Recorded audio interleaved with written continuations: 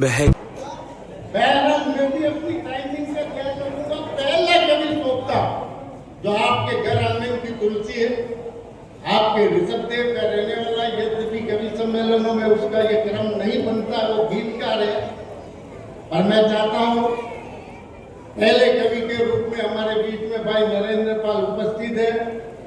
वे आए, एक बार आप ऋषभदेव के मोहब्बत की ऋषभदेव वाले कवि के लिए दोनों हाथ ऊपर उठाकर तालियां बजाएं। बहुत बहुत धन्यवाद आपका।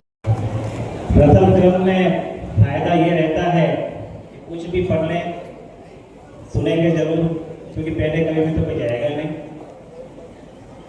और हर बार आपके घर का ही हूँ तो कहीं कुछ बार नया लिख के भी गाना पड़ता है, और आदत से थोड़ी लाचार है कि चलते चलते भी लिखते भी, बैठे बैठे भी कुछ कविता लिख दी।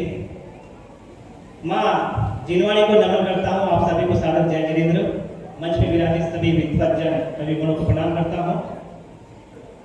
चार पंक्तियां निवेदित करता हूँ। जमाना कहता सिकंदर से बड़ा कोई नहीं,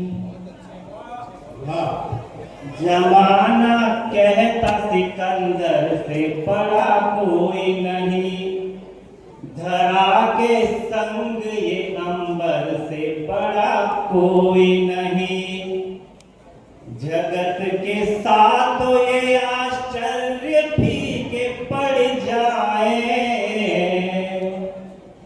जगत के साथ तो ये आश्चर्य फीके पड़ जाए,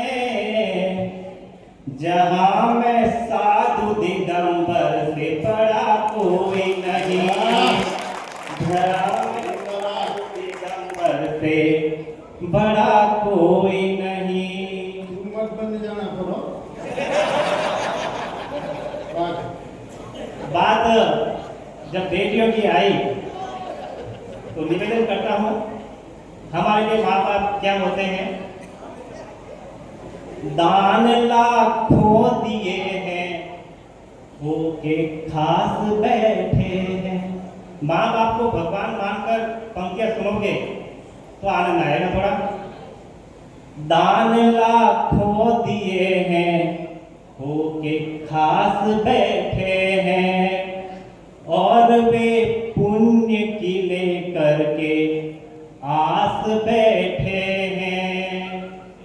मंदिरों के भी वो भगवान हंसेंगे तुम पर,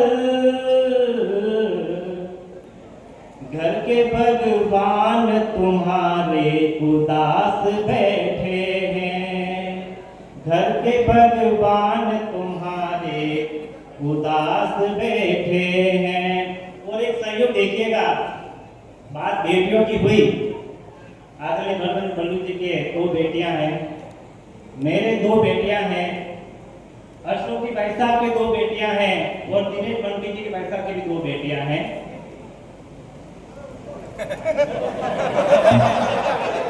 जबरदस्ती तो कहा, लेकिन बेटियां क्या होती है निवेदन करना चाहता हूं। जी बिल्कुल। नहीं, इसकी बेटी नहीं है, इसका मतलब ये तो नहीं कि हमारी बेटियों के कन्यादान करने नहीं आता। सुनिएगा, कलम की साधना में शब्द को मैं साथी लिखता हूँ। मंच का आगे चाहूंगा। कलम की साधना में शब्द को मैं साथी लिखता हूँ, उसी आराधना शक्ति को मैं आराध्य लिखता हूँ। मुझे ईश्वर ने दो दो बेटियां वरदान में दी है, मुझे ईश्वर ने दो दो बेटियां वरदान में दी है। इसी कारण मैं अपने भाग्य को सौभाग्य लिखता हूँ, इसी कारण मैं अपने भाग्य को सौभाग्य लिखता हूँ। और बेटियां क्या होती है, भगवान ऋषभदेव ने भगवान ऋषभदेव की दोनों बेटियों ने अपने पिता के स्वाभिमान के लिए तो उनके स्वाभिमान की रक्षा की। तो बेटियां क्या होती है, एक छंद निवेदित करता हूं कि घर के अभाव में भी शिकायत नहीं, उन्हें माता पिता के सांचे में डरती है बेटियां। कि घर के अभाव में भी शिकायत नहीं, उन्हें माता पिता के सांचे में डरती है बेटियां। तीज त्योहारों का रंग जब चढ़ने लगे तो हथेली पे मेहंदी सी सजती है बेटियां। और चाहे कति खुद कति चिड़िया लगे तो कभी, चाहे कति खुद कति चिड़िया लगे तो कभी तुलसी के पौधे से महकती है बेटिया। और मुस्काती इठलाती घर में जो दौड़ती तो होली और दिवाली सी लगती है बेटिया, होली और दिवाली सी लगती है बेटिया। बहुत बहुत धन्यवाद। और जब 2020 कह दिया है तो इन सबकी भूमिका में खड़ा हुआ हूँ। बाबा नावे पे 4 पंक्तियां बोलकर मैं अपना हिस्सा ग्रहण करूंगा।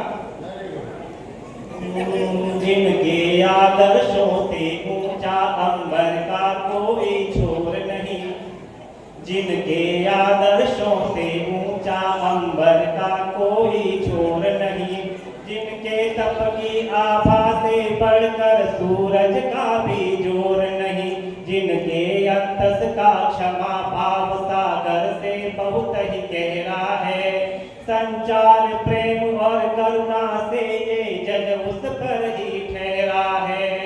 मुस्काने बांटे तो मुखड़े आंसू से युक्त नहीं होंगे, धरती से लेकर अंबर तक कोई प्रेम से मुक्त नहीं होंगे, जग के आगे बढ़ने के कोई पथ अवरुद्ध नहीं होंगे। यदि महावीर की माने तो दुनिया में युद्ध नहीं होंगे, दुनिया में युद्ध नहीं होंगे, दुनिया में युद्ध नहीं होंगे। अरे महावीर को पढ़ा बहुत पर कौन यहाँ पर समझा है, बस अहंकार में होकर प्राणी एक दूजे में उलझा है।